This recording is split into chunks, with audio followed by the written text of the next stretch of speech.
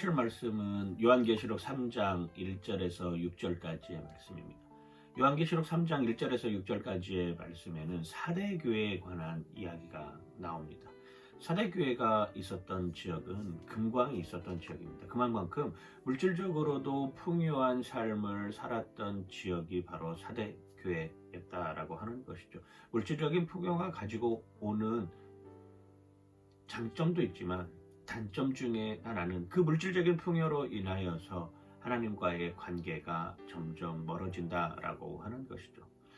우리의 삶 속에서 쓰는 용어 중에 하나가 썬데이 크리스찬이라고 하는 말이 있습니다. 주일에는 마치 신자로서 그리스도인으로서의 삶을 살아가고 있는 것 같은데 주일이 지나고 또 다른 일상의 삶인 월요일부터 토요일까지의 삶이 다가오면 언제 내가 신앙인이었는지, 언제 내가 그리스도인이었는지, 언제 내가 교회를 다니는 사람이었는지 잊어버리는 모습으로 살아가는 사람들을 썬데이 크리스찬이라고 하는 것이죠. 어쩌면 사대교회가 가지고 있었던 모습 중에 하나는 이런 썬데이 크리스찬의 모습일 수도 있을 것입니다. 그러니까 사대교회 요한계시록 3장 1절에 이런 표현까지 쓰고 있는 것이죠. 살았으나 죽은 교회다라고 말입니다. 살아있는 것 같은데 실상을 들여다보니 거기에는 죽은 시체들만 가득하다라고 하는 것이죠. 어쩌면 그 당시 박해와 그 당시 고난, 그 당시 기독교인들을 탄압했던 상황 속에서 교회를 가는 것 자체만으로도 어쩌면 오늘날의 썬데이 크리스찬보다는 신앙적으로 더 앞서 있는 사람들의 삶의 모습일 수 있었을 것입니다. 그들은 살았으나 죽었다라고 하는 평가를 받으면서 하나님께 평망을 듣는 그런 교회로 전락해버리고 말았습니다. 왜 그러냐? 물질의 풍요 때문이었습니다. 하나님과 사람을 두 가지를 다 동시에 섬기려고자 하는 이런 마음들이 강했기 때문에 살아있으나 실상은 죽은 것 같은 그런 모습이었습니다. 우리 일상생활에서 살았으나 죽었다라고 하는 삶을 살아가는 사람들은 어떤 사람들인가요? 식물인간 같은 사람들 아니겠습니까?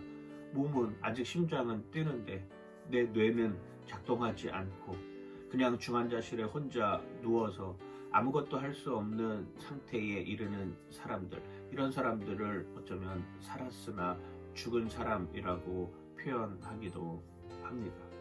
그들의 삶은 전적으로 외부에 의해서 이루어집니다. 자신의 스스로 할 수 있는 역량들이 없기 때문입니다. 우리가 신앙생활을 오래 하면 오래 할수록 느껴지는 감정 중에 하나는 그런 사람들을 보았습니다. 내가 과거에 예전에 주일학교 할 때는 주일학교가 부흥했는데 지금은 왜 이 모습입니까?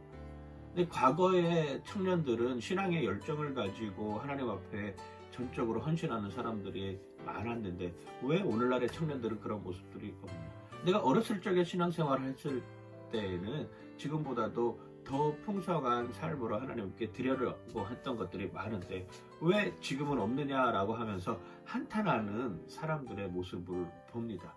사실 그 한탄하는 사람들, 과거의 영광이 오늘의 영광을 재현할 수 없다라고 하는 것을 우리는 너무나도 잘 알죠. 사회가 바뀌었습니다. 현실이 달라졌습니다. 상황이 달라졌습니다. 여건이 달라졌죠. 모든 것이 바뀌어버린 상황 속에서도 과거의 영광만을 쫓아가는 삶, 그리고 그 과거의 영광을 기준으로 삼아서 오늘의 현실을 비판하는 삶의 모습들을 살아가고 있는 사람들, 크리스찬들도 정말 너무나도 많이 있습니다. 어쩌면 그런 분들이 살았으나 죽은 경우일 수도 있을 것입니다. 그러면 오늘의 현실의 삶 속에서 과거의 영광을 재현하기 위해서 나는 무엇을 하고 있는 것인가? 나는 하나님 앞에 얼마만큼 진실된 모습으로, 정직한 모습으로 살아가고 있는가를 다시 한번 고민해 봐야 하는 것이죠.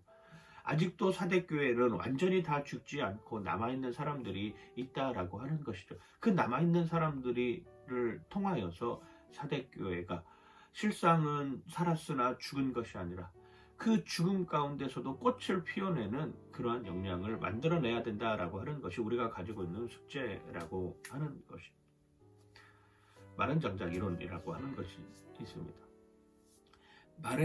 바짝 마른 장작을 태우는 불에 젖은 장작을 갖다 놓는다고 할지라도 그 젖은 장작은 어느 순간 마른 장작이 되어서 똑같이 불쏘시개로서의 역할을 감당한다라고 하는 것이죠. 그런데 젖은 장작들이 많은 곳에 마른 장작을 아무리 갖다 놓아서 불을 지핀다고 할지라도 그 불은 금세 꺼져버리고 만다라고 하는 것입니다. 내가 주님께 바짝 마른 장작이 되어서 활활 타오를 수 있는 불쏘시개가 되어야 된다라고 하는 것이죠.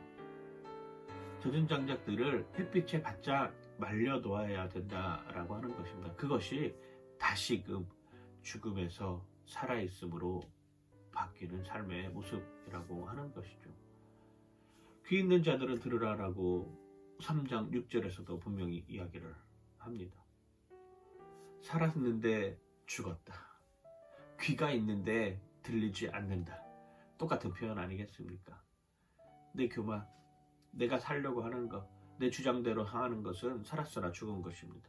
귀가 있으나 들리지 않는 것입니다. 그런데 하나님의 방법으로 바뀐다라고 하면 그것은 다시금 살 수 있는 희망으로 나타난다라고 하는 것이죠. 오늘의 삶 속에서 죽었으나 산 모습으로 우리의 심령이 변화되어야 된다라고 하는 것입니다.